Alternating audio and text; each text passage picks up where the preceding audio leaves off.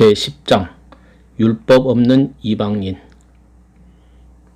하나님 앞에서는 율법을 듣는 자가 의인이 아니요 오직 율법을 행하는 자라야 의롭다 하심을 얻으리니, 율법 없는 이방인이 본성으로 율법의 일을 행할 때는 이 사람은 율법이 없어도 자기가 자기에게 율법이 되나니, 이런 이들은 그 양심이 증거가 되어 그 생각들이 서로 혹은 송사하며 혹은 변명하여 그 마음에 새긴 율법의 행위를 나타내느니라. 곧 내 마음에 이른 바와 같이 하나님이 예수 그리스도로 말미암아 사람들의 은밀한 것을 심판하시는 그날이라. 유대인이라 칭하는 내가 율법을 의지하며 하나님을 자랑하며. 로마서 2장 13절에서 17절. 우리는 한동안 이 괄호 속에서 말하지 않는 것을 다루어 왔습니다. 괄호 속에서 사도 바울이 말하지 않는 것들을 말한다는 식으로 입증하려고 하는 사람들이 자주 나타나기 때문입니다.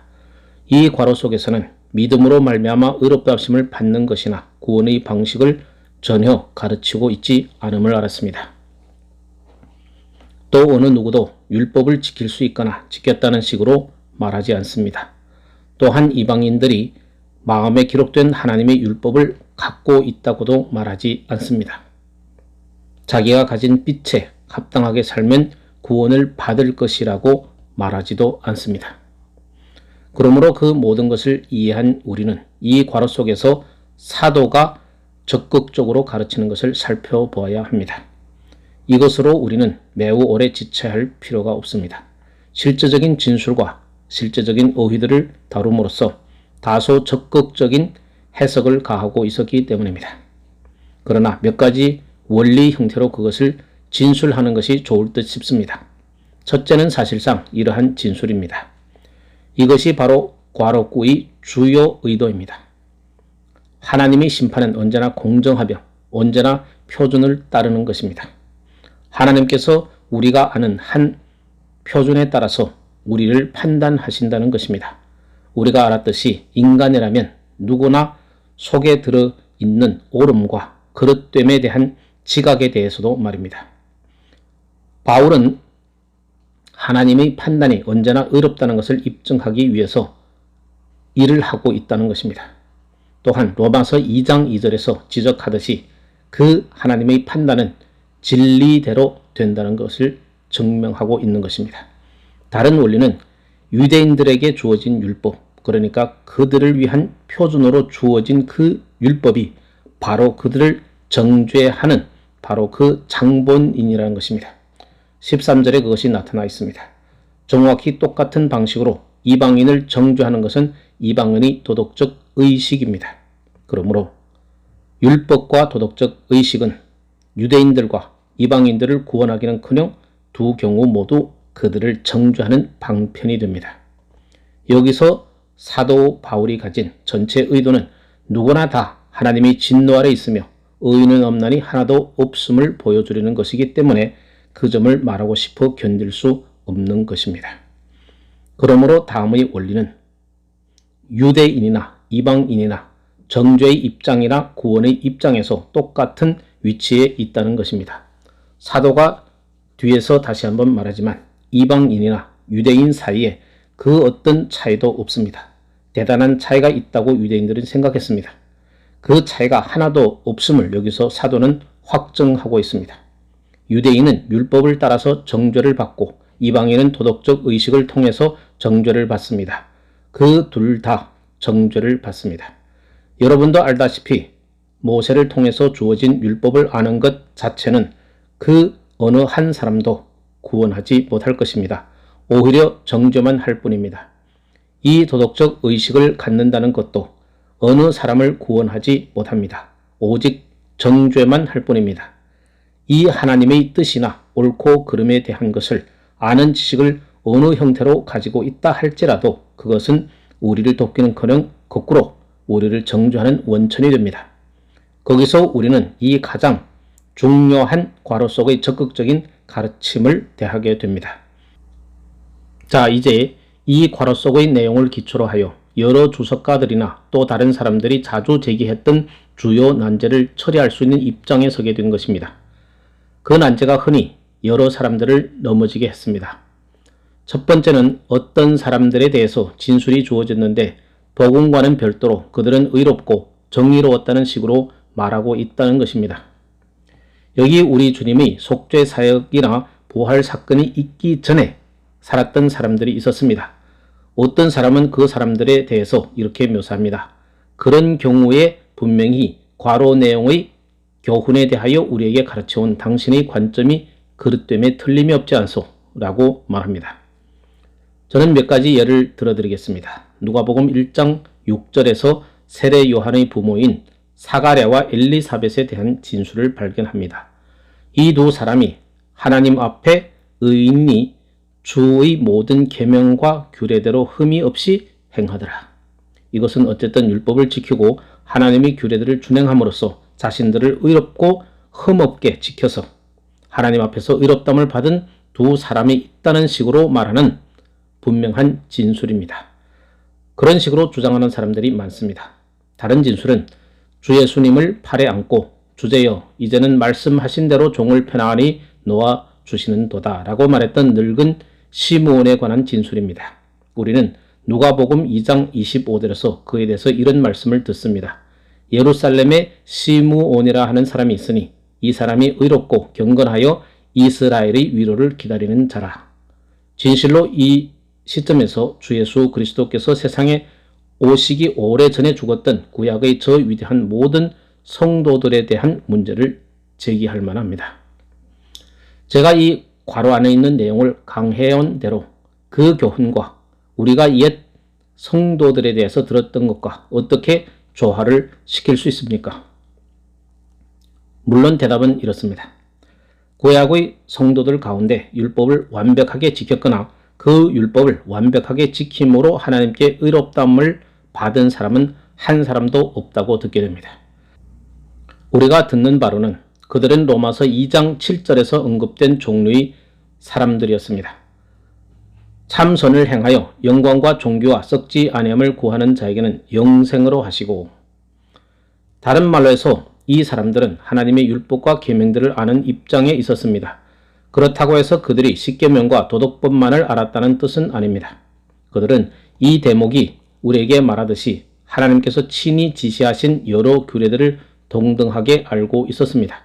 속죄제와 속건제와 다른 여러 가지 소제 등에 관한 계명들을 알고 있었다는 말입니다. 그들은 그 모든 계명들과 규례들을 하나님께로부터 받은 사람들이었습니다.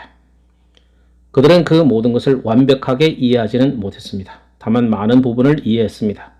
하나님께서 그들에게 가르치시고 계셨던 것을 그들은 이해하였다는 뜻입니다.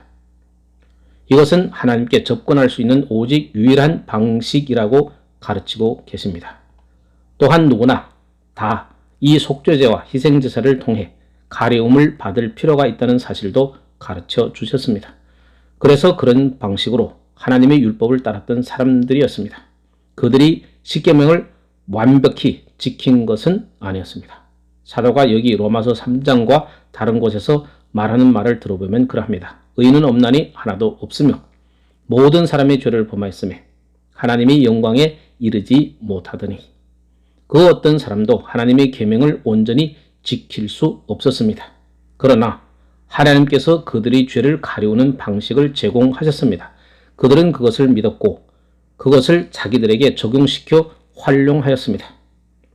그리하여 하나님께서 베풀어 주신 이 죄를 가리우는 방편을 사용하였고, 그래서 그들은 의로웠습니다. 대제사장이 1년에 한 번씩 백성들의 죄를 위해서 지성소에 들어갔고, 하나님께서는 대제사장이 드리는 제사와 희생과 피를 받으셨습니다. 대제사장이 제사를 드리고 밖에 나오면 백성들은 자기의 죄가 가리움을 받은 것과 용서받은 것과 그러므로 하나님 앞에서 자신들을 의로 여길 수 있음을 알았습니다. 바로 이 사람들에 대해서 우리는 이러한 요점을 듣게 됩니다. 우리가 그 사람들에 대해서 그것을 듣게 되는 것을 포착해야 하는 것은 중요합니다.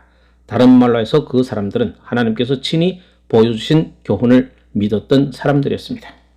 하나님께서 인류의 죄를 위해서 어느 시대인가 큰 은혜를 베푸실 것이라는 것을 알았습니다. 이들은 영적인 생각을 갖고 있는 사람들이었습니다. 그래서 그들은 경건한 사람이라고 불리워졌습니다. 그들은 이러한 일들만을 의뢰하지는 않았습니다. 이 규례들은 하나의 그림자에 불과함을 알았습니다. 하나의 표상에 불과함을 알았습니다. 그것들은 장차 올 위대한 원령 되신 분을 가리키고 있는 모형들이었습니다. 그분은 오셔서 완벽한 방식으로 이 일을 행하실 참이었던 것입니다. 그와 같이 시므온과 여선지 안나의 경우에서 그 점을 발견하게 됩니다. 그들은 이스라엘의 구원을 내다보고 기다리고 있었습니다. 메시아, 구원자가 오실 날을 갈망하고 있었습니다. 그런 의미에서 그들은 의로운 사람들이었습니다. 그들은 하나님께서 당신과 교제하도록 인류를 위해서 제시하신 모든 은혜로운 방편 아래 자신들을 놓았습니다. 그러므로 율법을 지키는 것에 관해서 관심 있는 사람, 사가랴나 엘리사벳처럼 이러한 모든 규례들을 준행하던 의로운 사람들, 하나님 앞에서 흠없는 사람들로 묘사한다 할지라도 잘못된 일일 수가 없습니다. 그러나 그러한 의미에서만 그들은 의인이었습니다. 그들 자신의 행동이나 그들 자신의 선행이나 그들이 행한 착한 행실이나 놀라운 도덕성을 기초로 해서 의인들로 불러워졌던 것은 아닙니다. 천만의 말씀입니다. 성경 전체가 그들에 관해서 무엇을 말하는지를 주목해야 합니다. 그들은 주의 모든 계명과 규례대로 흠없이 행하던 사람들이었습니다. 구약의 모든 성도들에게 다 그 점이 해당됩니다. 이 사람들은 하나님께서 은혜롭게 베푸신 방편에 자신들을 복종시키고 있었습니다. 이러한 것들을 통해서 앞으로 나타나게 될 그 위대한 구원을 내다보고 있었던 것입니다. 이러한 같은 제목 밑에서 사도행전 10장에 기록된 고넬료의 경우를 생각하게 됩니다. 34절과 35절에 이러한 말씀이 있습니다. 베드로가 입을 열어 가로되 내가 참으로 하나님은 사람의 외모를 취하지 아니하시고 각 나라 중 하나님을 경외하며 의를 행하는 사람은 하나님이 받으시는 줄을 깨달았도다. 흔히 이 말씀은 여기 로마서 2장 13절로부터 15절까지 괄호 속에 있는 말씀처럼 사용됩니다. 분명히 이방인으로서 자기가 가진 빛에 합당하게 살고 의로운 삶을 영위했던 선한 사람으로서 유대인은 아니고 그리스도는 아니었지만 하나님께 연락된 이방인이 있었다는 사실을 직설적으로 생각하는 성경의 기록이라고 주장하는 사람들이 있습니다. 마치 그 주장은 그럴듯한 논증처럼 보입니다. 그러나 우리는 그들이 제시하는 그 증거를 체험해 봅시다. 두 구절만을 문맥과 상관없이 막바로 떼어내는 것은 참으로 위험천만한 일입니다. 자, 여기를 보라. 당신은 그것에 대해서 무엇이라고 말하겠는가? 사람의 빛이 아무리 희미하다 할지라도 하나님을 두려워하고 의를 행하면 그는 하나님께 받아들여지는 것이다 라고 말합니다. 그러나 10장 초에 고넬료에 대해서 무엇라고 말하는지를 들어보십시오. 가이사랴에 고넬료라 하는 사람이 있으니 이달리아 데라 하는 군대의 백부장이라. 그가 경건하여 온 집으로 더불어 하나님을 경외하며 백성을 많이 구제하고 하나님께 항상 기도하더니 하루는 제9시쯤 되어 환상 중에 밝히 보매 하나님이 사자가 들어와 가로되 고넬료야 하니 고넬료가 주목하여 보고 두려워 가로되 주여 무슨 일이니까? 천사가 가로되 내 기도와 구제가 하나님 앞에 상달하여 기억하신 바 되었으니. 그 교훈의 의미는 무엇입니까? 분명히 그것은 정말 명백하게 드러나 있습니다. 여기 다시 자기의 선한 행위를 의뢰하지 아니하는 사람이 있다는 것입니다. 이 사람에게 있어서 중요한 요점은 경건하며 언제나 기도하는 사람이었다는 점입니다. 그는 기도의 필요성을 느꼈던 사람입니다. 자기의 불완전성과 자신의 죄악성을 인식했던 사람입니다.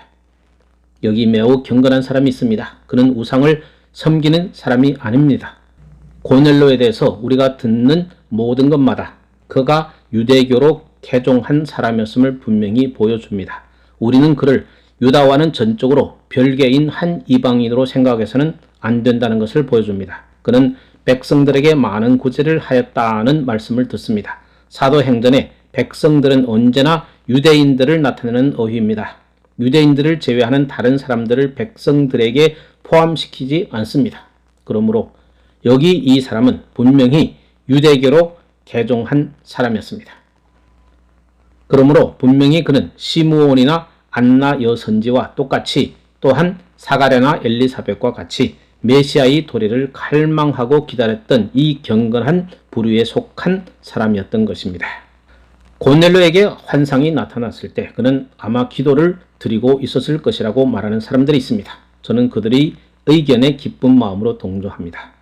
그는 사실상 이렇게 기도하고 있었을 것입니다. 오 주여, 얼마나 오랫동안 기다려야 하나이까?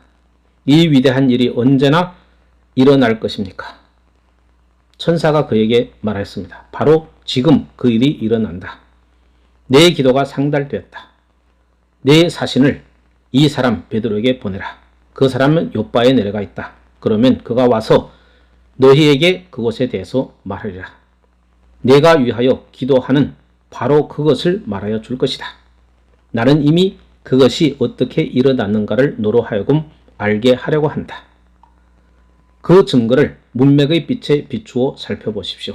제가 생각하기에 고넬료의 경우에 선한 이방인의 문제가 다루어지고 있지 않다는 것은 명백합니다. 그 사람은 유대교나 기독교의 교훈을 전혀 받지 않고 자기가 가진 빛에 따라서 삶으로 하나님께 연락될 만한 사람을 다루고 있는 것이 아닙니다. 사도행전 10장과 그에 수반되는 여러 대목들은 그러한 유의 것을 전혀 가르치지 않습니다. 여기에 나오는 사람은 하나님께서 보내실 구원을 기다리고 있습니다. 지금 그 사람은 그 하나님의 구원이 실제로 일어나게 되었다는 정보를 얻게 된 것입니다. 이 모든 사람들은 동일한 보편적 범주 안에 들어옵니다. 그들은 모두 다 율법의 임무가 무엇인지 인식했던 사람들이었습니다. 이 사도의 억구를 빌려 사용하자면 율법의 임무는 우리를 그리스도에게로 인도하는 몽학 선생이었습니다. 그들 모두 다 각자 자기들은 율법을 지킬 수 없으며 그 율법을 이행할 수 없음을 인식했습니다. 이들 중 그 어느 한 사람도 자기는 하나님 앞에서 스스로 연락받을 만한 일을 했다고 주장하는 사람이 없었을 것입니다. 아니, 성경에서 보는 그들에 대한 묘사는 그들이 겸손하였고 경건하였으며 하나님의 은혜를 의뢰하고 이 위대한 구원이 나타날 것을 기다리던 경건한 사람들임을 보여줍니다. 그들의 특별한 경우를 들어서 입증하려고 애를 쓰는 어떤 것의 정반대에 해당하는 사람들이 있었습니다. 저는 이 논증을 둘로 표현할 수 있습니다. 그래서 플라톤과 소크라테스 같은 위대한 헬라 철학자들의 문제로 나아가 봅시다. 그들은 그리스도께서 오시기 전에 그리스도인들이었으며 자기가 가진 빛에 합당하게 살며 고차원적이고 이상적인 관점을 견지하며 선한 행실을 가졌던 사람으로서 의심할 여지 없이 하나님께 연락된 선한 사람들이 부류 속에 들어있다고 하는 말들을 얼마나 자주 듣습니까? 그러나 그들에 대한 대답은 간단합니다. 그들 모두는 우상을 섬기고 경배하던 사람이었습니다. 구약이나 신약 성경에서 어떠한 수식 없이 정죄받는 일을 저지르는 사람들이었습니다. 그들은 하나님을 두려워하지도 않습니다. 그들은 어떤 보편적 철학을 가지고 있었습니다. 그 철학을 방편으로 해서 도덕적 의식의 교훈을 매우 괄목할 만한 방식으로 섬세화시켰습니다. 그러나 구원에 관한 한 그것은 아무런 소용이 없습니다. 로마서 1장 18절에서 사도가 어떻게 표현하는지 기억하실 것입니다. 하나님의 진노가 불의로 진리를 막는 사람들의 모든 경건치 않음과 불의에 대하여 하늘로부터 쫓아 나타나나니 그러나 경건치 않음이 불의보다 먼저 나옵니다.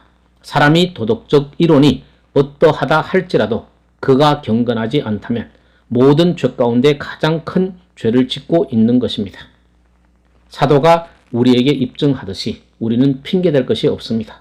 하나님께서 이미 피조물 속에서 당신의 위대하고 영원한 능력과 신성을 밝히 보여주셨기 때문입니다. 그러나 그들은 눈물 없고 볼 수 없었습니다. 그러므로 그러한 모든 사람들이 논리는 그런 식으로 기각을 당합니다. 하나님께 대한 그들이 잘못된 관계 때문입니다. 그들은 다른 사람들과 같이 정죄 아래 있습니다. 그들의 철학과 그들의 선한 행위는 그들에게 아무 소용도 없습니다. 세상이 자기 지혜로 자기 철학으로 하나님을 알지 못하였다. 고린도전서 1장 21절. 우리가 어떠한 것을 가지고 있다 할지라도 하나님을 알지 못하면 그것은 우리에게 아무 소용도 없습니다. 그러므로 그들의 경우는 그러한 특별한 빛으로 탐사되어야 합니다.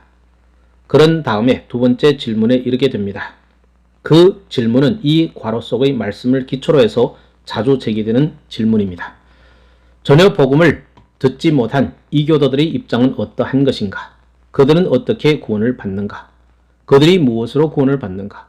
그 질문에 대한 간단한 대답은 이러합니다. 이 괄호 속에서 그 문제가 야기되지도 않고 또한 숙고되지도 않는다는 것입니다. 또한 그 문제에 대한 어떤 실마리도 전혀 보여주지 않습니다. 다시 한번 그것을 말씀드리고 싶습니다. 이 대목 전체는 구원의 방식에 관해서 관심이 있는 것이 아닙니다. 정죄의 문제에만 관심이 있습니다. 그러므로 이 괄호 안에 기독교 복음을 전혀 듣지 못했던 이교도들의 입장에 대하여 말하는 어떤 조짐도 없음을 인식하는 것은 중요한 것입니다. 그러나 사람들은 이렇게 말할 것입니다. 그러나 우리는 이 점에 관심이 있다. 복음을 전혀 듣지 못한 사람들이 정죄를 당해야 하는가? 그 질문에 대한 매우 분명한 대답이 있습니다. 그들은 정죄를 받습니다. 그러나 그들이 복음을 순종하지 않았기 때문에 정죄를 받는 것은 아닙니다. 그들은 자기들 속에 있는 도덕적 의식을 순종하지 않았기 때문에 정죄를 받습니다. 그들은 마음에 기록된 율법의 행위를 갖고 있습니다. 그들은 그것을 복종하지 않습니다. 그들은 그것에 합당하게 살지 못합니다. 그러므로 그들은 그것으로 말미암아 저주를 받습니다. 그리고 다른 사람들과 똑같이 그들은 정죄를 받습니다. 거듭 말씀드리지만 복음을 거절했기 때문에 정죄를 받는 것이 아닙니다. 그들은 복음을 듣지 못했습니다. 다만 그들 속에 있는 도덕적 의식에 순응하지 못함으로 말미암아 다른 사람들과 똑같이 분명하게 정죄를 받습니다. 여러분도 아시다시피 그들의 입장에 있어서도 결코 불공정한 처사는 없습니다. 그러나 그들이 권위에 관해서 어떠한가 라고 말씀하실 것입니다. 그것에 관해서 말할 것이 한 가지뿐입니다. 구원은 주 예수 그리스도로 말미암아서만 가능하다고 말입니다. 언제나 그 구원은 그리스도 안에서 그리스도로 말미암아서만 가능했습니다. 구약의 성도들은 자기들이 하나님께로부터 받은 방식대로 그리스도에 관한 메시지를 믿었다는 사실로 말미암아 구원을 받은 것입니다. 그들이 그리스도를 제시하기 위해서 주어진 규례들에 순응했다는 것을 통해서 그 점을 여러분에게 입증해 드렸습니다. 염소와 황소의 피, 짐승의 죄로서는 그들을 구원할 수 없습니다. 그것들이 양심을 깨끗게 할 수 없습니다. 그것들의 가치는 한동안만 그 구약 백성들을 가리워주는 역할을 한 것입니다. 앞으로 올 어떤 일을 내다보고 말입니다. 그것들은 믿음을 자극했습니다. 이 사람들은 하나님께서 그 약속을 이루실 것이라는 믿음으로 말미암아 구원을 받았습니다. 그러므로 그들도 믿음으로 말미암아 의롭다함을 받은 것이지 어떤 다른 것으로 말미암아 의롭다함을 받은 것이 아닙니다. 그러므로 이방인들에 관한 문제에 답변하면서 우리가 반드시 다른 사람들과 똑같은 방식으로 말해야 합니다. 누구나 다 주 예수 그리스도로 말미암아 구원을 받습니다. 그를 떠나서는 어떠한 구원도 없습니다. 주 예수 그리스도의 복음을 전혀 듣지 못했던 사람들의 경우는 어떠한가? 그것은 공정한 일인가? 우리는 지금 물어서는 안 되는 유의의 질문을 다루고 있습니다. 사도 바울이 로마서 9장에서 하는 유의의 질문을 다루고 있는 것입니다. 이 사람아, 내가 누기에 하나님을 힐문하느뇨. 로마서 9장 20절. 그러나 저는 여러분에게 하나의 질문을 던지고 싶습니다. 복음을 전혀 듣지 못했던 이방인들, 그 기회를 전혀 갖지 못했던 사람들, 우리가 말한 바와 같이 정죄 아래에 있는 이방인들에 관해서 여러분은 제게 묻습니다. 그러나 주 예수 그리스도께서 이 세상에 오시기 전의 수세기 동안 모든 이방인들이 어떠하였습니까? 그들은 그리스도에 대해서 전혀 듣지 못했습니다. 유대의 율법을 갖지 못했습니다. 그들은 이러한 규례들도 알지 못했습니다. 하나님께서는 다만 한 나라에만 율법을 주셨습니다. 다른 나라들에게는 주시지 않았습니다. 이스라엘 밖의 수백, 수천만의 이교도들이 그 오랜 기간 동안 이러한 교훈을 전혀 갖지 못했습니다. 그들에 대해서는 어떠합니까? 여러분도 알다시피 오직 한 가지 대답만이 있을 뿐입니다. 우리는 알지 못합니다. 우리는 그 질문에 대답할 수 없습니다. 우리가 말할 수 있는 것은 다만 이것뿐입니다. 그들이 도덕적 의식을 통해서 모두 다 정죄를 받았다고 말합니다. 또한 어느 누구도 주 예수 그리스도 밖에서는 구원을 받을 수 없다고 동등하게 말할 수 있습니다. 저는 더 이상 알지 못합니다. 그러나 더 나아가 보겠습니다. 저는 그 말을 통해서 어떤 다른 것을 안다고 뜻하고 있지 않습니다. 만일 제가 다른 것을 더 알고 있다면 성경에는 그것에 대해서 무엇인가를 말하고 있어야 할 것입니다. 한마디도 그 문제에 대해서 다룬 말씀이 없습니다. 다만 제가 아는 것은 주 예수 그리스도를 듣지 못했던 세상에 살고 있는 사람들은 하나님의 진노 아래 있으며 정죄 아래 있다는 것입니다. 제 임무와 모든 그리스도인들의 임무는 할 수 있는 한 최선을 다해서 그들에게 구원의 기쁜 소식을 전해야 한다는 것입니다. 사람들을 보내어 그 기쁜 소식을 전하게 하고 설교를 하는 데 대한 강력한 이유가 바로 그것입니다. 우리는 성경 어느 곳에고 궁극적으로 이러한 일들이 하나님이 공의 안에서 어떻게 조화를 이루어야 하는지에 대한 가르침을 전혀 받지 않습니다. 그러나 우리는 이것을 알고 있습니다. 온 세상을 심판하시는 심판장께서는 언제나 옳은 것을 행하신다는 것입니다. 하나님께서는 불의한 것을 전혀 행하지 않으십니다. 저는 그 대답을 알지 못합니다. 그것을 이해하지 못합니다. 그러나 말씀드렸듯이 그러한 질문이 던져져서는 안 됩니다. 괄호 속에 있는 내용의 말씀들은 그것을 제기하지 않습니다. 여러분은 성경을 기초로 해서 그것을 제기할 수 없습니다. 성경은 전혀 그 문제를 다루고 있지 않습니다. 우리는 그 이상 나아갈 수 없습니다. 여러분이 성경 이상으로 나아가는 순간 사변적으로 되어가는 것이고 사변적이기 시작하는 순간 우리는 매우 위태로운 일을 하고 있는 셈입니다. 그러나 사랑의 하나님에 대한 내 생각은 이러한데 라고 여러분은 말씀하실지 모릅니다. 사랑하는 내 친구요, 그럴 수도 있죠. 그러나 여러분은 하나님은 영원하시고 절대적이라는 사실을 알아야 합니다. 하나님께서 마땅히 이렇게 하셔야 한다고 말하지 않도록 매우 조심하십시오. 이 영원하시고 거룩하신 하나님의 생각을 거스려 여러분의 개념을 고집하는 신성모독의 잘못을 저지르지 않도록 조심하십시오. 우리가 해야 할 일은 오직 한 가지뿐입니다. 그 앞에 우리 머리를 조아리는 것입니다. 우리는 분명한 가르침이 없어도 만족해야 합니다. 계시가 부족해도 또한 그것으로 만족해야 합니다. 우리는 그것에 복종해야 합니다. 우리는 모두 다 할 수 있는 한 최선을 다해서 복음을 전파하고 그 복음을 확산시켜야 합니다. 곧 내가 어떤 특별한 순간에 이해하든 이해하지 못하든 완전하다는 최종적인 확신을 가지고 말입니다. 괄호 속의 내용을 기초로 하여 일반적으로 제기되는 문제들이 그것입니다. 우리는 이제 다음 대목으로 나아가 봅시다. 24절까지 되는 대목입니다. 사도는 17절에서 2장 마지막 절까지 계속되는 이 대목 속에서 이 유대인들에게 자기가 설정해 놓은 그 원리들을 적용하고 응용하고 있는 것입니다. 이 사도 바울이라는 사람은 얼마나 놀라운 설교자인지요. 그는 자기 요점을 분명히 밝힙니다. 자기의 원리들을 설정해 놓습니다. 그리고 그것을 확증합니다. 그는 이렇게 하고 나서 축복 기도로 끝내버리지 않습니다. 전혀 아닙니다. 여러분도 여러분의 교훈을 적용하기까지 설교를 끝내지 않죠. 하나의 삽입적인 말씀을 다시 한번 드려야겠습니다. 마치 성경을 일반 교과서처럼 다루어서 어떤 신선한 번역을 하고 그 성경의 장절을 서로 분해해 보고 나서 다 됐다 라고 생각하는 것처럼 영혼에게 위태로운 것이 없음을 저는 안다고 합니다. 절대로 그래서는 안 됩니다. 그것은 시작에 불과합니다. 반드시 적용되어야 합니다. 혼자서 읽을 때는 그것을 여러분 자신에게 적용하십시오. 다른 사람에게 말할 때는 그 메시지를 적용하십시오.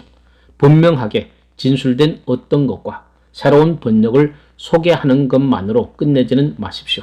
성경을 취급하고 나서 설교를 하지 않는 그러한 일을 해서는 안 됩니다.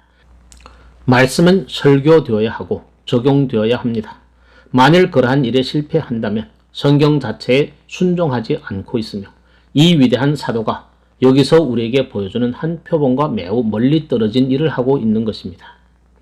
그는 이 모든 것을 가지고 자기의 말을 듣고 있는 유대인들의 마음과 양심을 적용시키려고 하는 것입니다. 그가 특히 적용시키려 하는 것은 1, 3, 13절에서 말한 그것입니다. 그러므로 남을 판단하는 사람아, 누구든지 내가 핑계치 못할 것은 남을 판단하는 것으로 내가 너를 정죄하미니 판단하는 내가 같은 일을 행함이라. 로마서 2장 1절. 그것은 하나의 송사입니다. 다른 사람들이 행한다고 비난하는 바로 그 일을 하고 있다는 것입니다. 그는 다시 3절에서 그 점을 들어 말합니다. 이러한 일을 행하는 자를 판단하고도 같은 일을 행하는 사람아, 네가 하나님의 판단을 피해야 할 줄로 생각하느냐. 그 다음에 13절에서 하나님 앞에서는 율법을 듣는 자가 의인이 아니요 율법을 행하는 자라야 의롭다 하심을 얻으리니. 사도 바울이 막바로 적용시키고자 하는 것이 바로 그것입니다. 특별히 17절에서 24절까지 그것을 적용시키려 하는 것입니다. 그 대목 속에서 그들이 율법을 아는 지식의 차원에서 행동하지 못했음을 지적합니다. 25절에서 29절까지에서는 어떤 의미에서 같은 일을 하고 있는 것입니다. 그러나 그 부분에서는 할례를 의지하는 차원에서 행동하는 면에서 실패했음을 보여줄 것입니다. 그런 다음 첫 번째 대목을 살펴봅시다. 사도 바울이 여기서 유대인들을 향하여 책망하는 문제의 진수는 의식의 문제입니다. 성경 전역에 걸쳐서 바로 이 대목에서처럼 그 악한 방식들과 외식을 광범위하게 파헤치는 것이 없습니다. 그러므로 옛 유대인들의 잘못을 폭로하여 질책하는 이 대목을 살펴볼 때 하나님께서 우리에게 은혜를 주사 우리 자신을 시험할 수 있도록 하시기를 바랍니다. 외식은 우리 모두를 넘어지게 하는 죄입니다. 우리가 부단히 그 죄에 빠지지 않도록 조심해야 합니다. 우리 주님께서 당신의 제자들에게 바리새인들의 누룩 곧 외식을 주의하라고 하셨습니다. 누가복음 12장 1절. 주님께서는 그것이야말로 하나의 함정이라고 말씀하십니다. 왜냐하면 이 유대인들처럼 무의식적으로 외식자가 될 수 있기 때문입니다. 그것은 정말 대단히 끔찍한 일입니다. 그러므로 사도는 이 문제를 그들에게 환기시키고 있습니다. 우리는 사도가 논리를 끌어나가는 방식을 주목해야 합니다. 실로 여기에서 나타나는 사도의 방식이야말로 그가 사용한 가장 유력한 논증 가운데 하나입니다. 사도가 자기가 다루는 사실들을 정렬해 놓는 방식을 주목하십시오. 무엇보다 먼저 그는 유대인들이 자기들을 위해서 주장하는 것들을 상기시킵니다. 볼지어다 라고 말합니다. 그렇지 않으면 그것을 만일이라고 번역할 수 있습니다. 볼지어다 유대인이라 칭하는 내가 율법을 의지하며 하나님을 자랑하며 율법의 교훈을 받아 하나님의 뜻을 알고 지극히 선한 것을 좋게 여기며 내가 율법에 있는 지식과 진리의 규모를 가진 자로서 소경의 길을 인도하는 자요 어둠에 있는 자의 빛이요. 그는 그런 식으로 계속 진행할 것 같은 모습을 보입니다. 그러나 갑자기 멈춰서서 그러면 내가 이 사람아 내 편지를 받는 유대인이라 칭하는 내가 라고 설명합니다. 그러면 다른 사람을 가르치는 내가 내 자신을 가르치지 아니하느냐. 도적질 말라 반포는 내가 도적질하느냐. 가늠하지 말라 하는 내가 가늠하느냐. 우상을 가정히 여기는 내가 신사와 물건을 도적질하느냐. 율법을 자랑하는 내가 율법을 범함으로 하나님을 욕되게 하느냐. 기록된 바와 같이 하나님의 이름이 너로 인하여 이방인 중에서 모독을 받는도다. 여러분은 법정을 아십니까? 피고석에 나와 있는 죄수와 공판이 열리는 과정을 본 적이 있습니까? 이와 같은 사람이 부닥쳐야 하는 그 일은 얼마나 끔찍한 일입니까? 바울은 어느 유대인이 표현할 수 있는 것보다 유대인의 경우를 더 잘 논술하고 있습니다. 그는 그것을 너무나 잘 압니다. 그는 스스로 그 속에 있어 보았던 사람입니다. 너희가 자랑한 것이 무엇인지 나는 안다. 너희가 의지하는 그것이 바로 이것임을 나는 안다. 라고 그는 말하고 있습니다. 이 대목을 세분할 수 있습니다. 여기서 자연스럽게 나누어지는 것처럼 보이기 때문입니다. 먼저 바울은 유대인들이 스스로 우선적으로 자신들을 위해서 자랑하는 것을 들어 말하고 있습니다. 17절과 18절에 있는 말씀입니다. 그런 다음에 19절과 20절에서는 그들의 자랑을 기초로 해서 일련의 몇 가지 질문들을 던집니다. 먼저 유대인이라 칭하는 내가 라고 말합니다. 사도 바울이 이 어구를 통해서 의도하는 바는 무엇입니까? 유대인이라 불려진다는 것은 어느 누구에게 있어서도 일어날 수 있는 가장 위대한 일 가운데 하나였습니다. 왜냐하면 유대인들은 하나님의 백성들이었기 때문입니다. 온 세계는 유대인과 이방인들로 나뉘어졌습니다. 유대인들이 누구입니까? 그들은 특별한 백성, 선택받아 다른 모든 백성들로부터 구별되어 하나님을 위해서 특별한 소유가 된 사람들이었습니다. 유대인들이 아니면 이방인들인데 그들은 유대인들이고 의인들이었고 이스라엘 나라 사람들이었습니다. 그들은 하나님의 교회의 지체들이었습니다. 유대인들은 하나님의 가족의 지체들이었다는 말입니다. 그것은 얼마나 놀라운 특권입니까?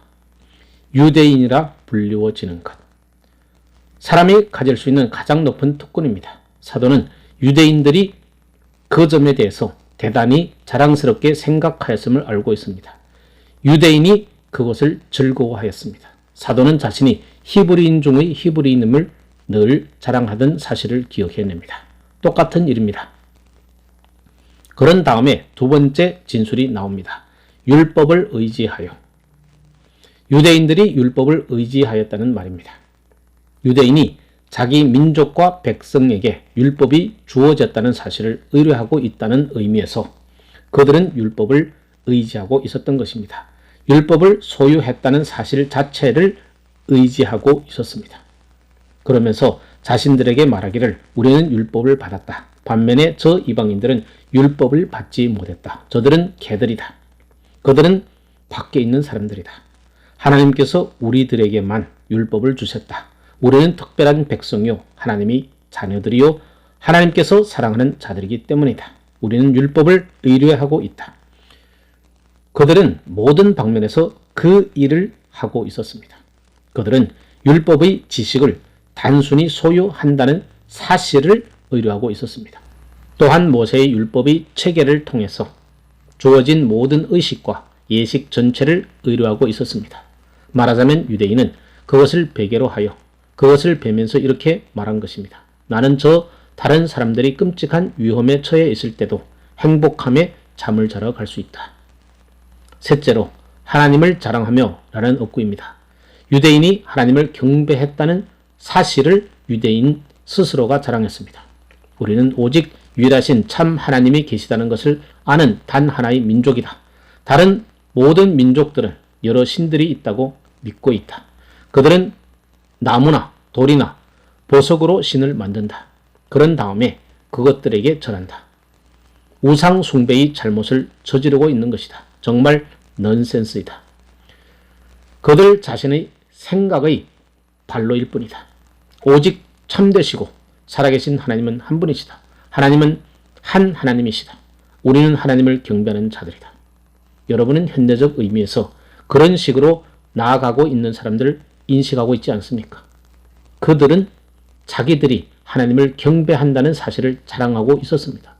언제나 하나님의 이름을 무시하고 다른 사람들이 자기 때문에 하나님의 이름을 모독하게 하면서도 자기는 하나님을 경배한다고 생각하는 것은 외식이요 죄로 눈먼 끔찍한 행동입니다. 그 다음은 유대인은 하나님의 뜻을 안다는 것으로 자랑했습니다. 율법을 가지고 있기 때문에 그렇게 자랑할 충분한 이유를 가지고 있다는 식으로 말입니다. 더 나아가 유대인은 지극히 선한 것을 좋게 여기는 사람들이었습니다. 그 말은 어느 것이 좋은지를 시험해 본다는 의미입니다. 유대인에게 이러한 계시가 주어졌기 때문에 도덕적 의식만을 가지고 있는 이방인들은 해낼 수 없는 방식으로 선과 악을 분별할 수 있다는 뜻입니다. 유대인은 높은 수준을 가지고 있었습니다. 더 깊은 총명을 가지고 있었습니다. 그는 분별할 수 있었습니다. 유대인은 율법으로부터 가르침을 받은 사람들이라고 말하면서 그 모든 것을 마무리 짓고 있습니다. 유대인은 자기 선생들인 바리새인과 서기관들로부터 회당에서 율법에 관한 가르침을 받았음을 떠버렸습니다. 오, 유대인은 그것을 얼마나 자랑했던지요. 저 이방인들을 보라. 그들에겐 저 기이한 선생들이 없다. 또한 지식도 없고 계시도 없다. 우리는 하나님의 말씀을 가지고 있다. 우리는 교육받은 사람이고 율법의 가르침을 받았다. 그들은 이러한 것들을 자랑했습니다.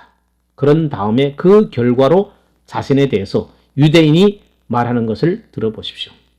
여기에 두 번째 나타난 대꾸가 있습니다. 소경의 길을 인도하는 자요, 어둠에 있는 자의 빛이요. 말하자면 자기는 다른 사람들을 가르칠 수 있다고 유대인들은 주장합니다. 소경의 빛일 뿐만 아니라 어둠 가운데 있는 자들이 빛이라고 생각했습니다. 이러한 것들을 전혀 들어보지 못한 사람들도 가르칠 수 있다고 생각했던 것입니다. 유대인은 이러한 빛을 가지고 있고 그러므로 유대인은 다른 사람들을 가르치고 안내할 수 있다고 생각했습니다. 또 그들의 조건과 하나님께 나아갈 수 있는 방식에 관해서 빛을 던져줄 수 있다고 생각했습니다. 다른 사람들에게 내려 말하고 가르칠 수 있도록 하는 기이한 빛의 입장에 있다고 스스로 생각했습니다. 그런 다음에 유대인들이 자신들에 관하여 자랑하는 두 번째 사항이 나옵니다. 어리석은 자의 훈도요, 어린아이의 선생이라고 스스로 믿으니. 이제 어린아이는 의심할 여지 없이 유대인으로 개종한 사람들을 의미합니다. 이방인들 중에서 이스라엘 종교 규례를 지켰고 그 이스라엘 종교가 우월하다는 것을 인식했던 사람들로서 유대인 되기를 희망했던 사람들이었습니다. 그들은 가르침을 받았고 할례를 받았습니다. 그들은 유대인들이 되었습니다. 그러므로 어린아이의 선생은 유대인입니다. 이미 유대인이 되어 신참자들을 도울 수 있고 유대계로 처음 온 새로운 개종자들을 도울 수 있습니다. 그래서 바울은 유대인들에게 너희는 율법에 있는 지식과 진리의 규모를 가지고 있다고 말합니다. 지식의 규모라는 표현은 무엇을 뜻합니까? 단순히 지식의 외양만을 뜻하는 것일까요? 진정한 지식을 뜻하는 것은 아닐까요? 아닙니다. 그런 뜻이 아닙니다. 유대인들은 율법에 주어진 대로 매우 명백한 방식으로 지식을 가지고 있었습니다. 질서 있는 방식으로 지식을 갖고 있었습니다. 질서 있는 방식으로 설파된 진리의 지식을 뜻하는 것입니다. 물론 십계명과 도덕법의 가르침을 뜻합니다. 그것은 규모를 가진 것입니다. 도덕의식이나 다른 교훈의 가르침과 같이 희미하고 한계가 없는 그런 것이 아닙니다. 여기서 그것이 성문화되었고 형태를 가지게 되었습니다. 그래서 유대인은 한 진리의 규모와 지식의 규모를 가졌습니다. 율법을 통해서 온 바대로 말입니다. 그것이 바로 유대인이 자신을 위해서 자랑하였던 것입니다. 이것은 모든 유대인들의 전형적인 형태였습니다. 그들은 이러한 것들을 자랑했습니다. 그리고 그러한 것들을 의지했습니다. 그러나 사도가 상세하게 밝혀나가는 것처럼 그것은 아무런 소용이 없었습니다. 유대인의 전체 비극이 바로 그것입니다. 외식의 비극입니다. 바울이 이 지식과 유대인들이 이러한 지식의 소유를 어떤 방식으로 한 단계 한 단계씩 밝혀나가는지를 주목하십시오.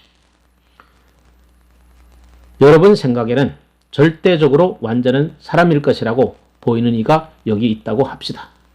그는 이 모든 일을 얻었고 그렇게 많은 것을 할 수 있습니다. 그 외에 무엇을 더 바랄 것이 있겠습니까? 바울이 23절에서 말하는 것처럼 말입니다. 적용의 문제에 있어서 비극적으로 실패했기 때문에 하나님을 모독하고 이방인들로 하여금 유대인이 자랑하는 그 하나님의 이름을 모독했다는 것이 비극입니다.